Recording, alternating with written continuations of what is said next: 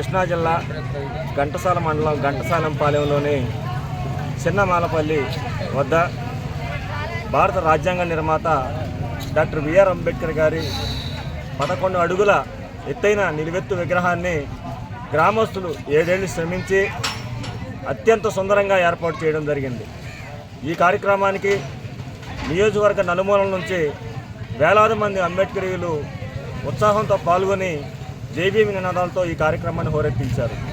ఈ కార్యక్రమానికి విగ్రహావిష్కర్తగా Republican party of India అధ్యక్షులు శ్రీ ఉప్పులేటి దేవిశ్రీ ప్రసాద్ గారు ముఖ్య అతిథులుగా పాల్గొన్నారు.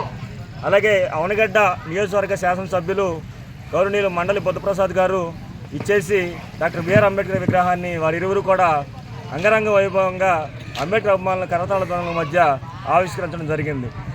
పేద బడుగు బలహీన వర్గాలకి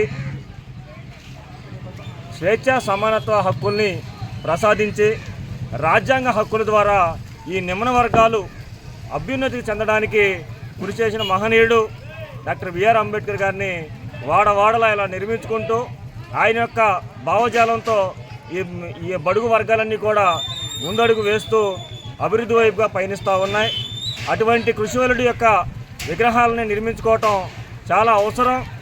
ఆ సందర్భంలోనే మేమంతా కూడా దాచి సీతారామరాజు గారు కానివ్వండి, ఇంకా అన్నలో మీరు చాలామంది ఉన్నారు అంబేద్కరీలు, వారంతా కూడా పల్లెల్లో డాక్టర్ బిఆర్ అంబేద్కర్ గారి గురించి అర్థవంతంగా అర్థమయ్యే విధంగా చైతన్యం చేస్తూ డాక్టర్ బిఆర్ అంబేద్కర్ ఆలోచన విధానాన్ని పల్లెల్లోకి తీసుకువెళుతూ చైతన్యం చేయడం వల్ల ఇటువంటి మహత్తర కార్యక్రమాలు జరుగుతూ ఉన్నాయి.